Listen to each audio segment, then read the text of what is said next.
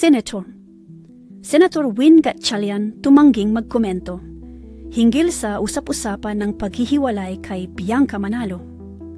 Hindi binigyan ni Senator Sherwin Win Gatchalian ng pahayag ang mga kumakalat na balita tungkol sa posibleng paghihiwalay nila ng actress na si Bianca Manalo.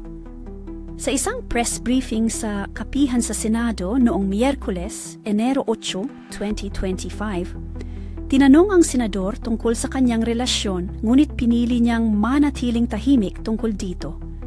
Nang tanungin siya tungkol sa mga isyong nag-uugnay sa kanya at kay Bianca, sinabi ni Senator Win na hindi siya nagbibigay ng komento tungkol sa kanyang personal na buhay.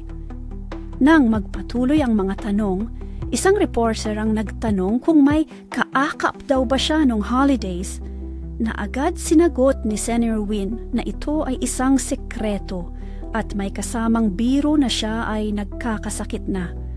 Pagtapos ng kanyang sagot, nagtanong ulit ang isang reporter at tinanong siya kung wala nga ba siyang kaakap. Kaya raw siya nagkasakit.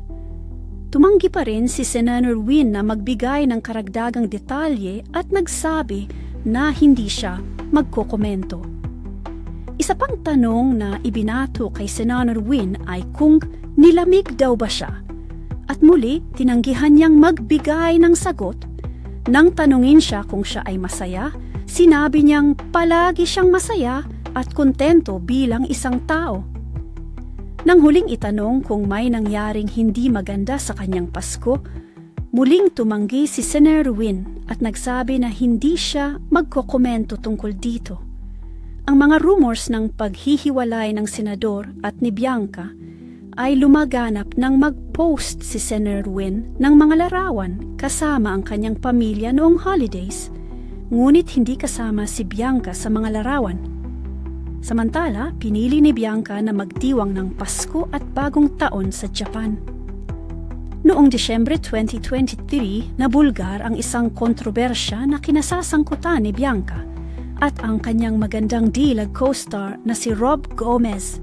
Nakakuha ng mga leaked screenshots ng kanilang mga sinasabing pribadong usapan na nagbigay daan sa mga akusasyong may relasyon sila.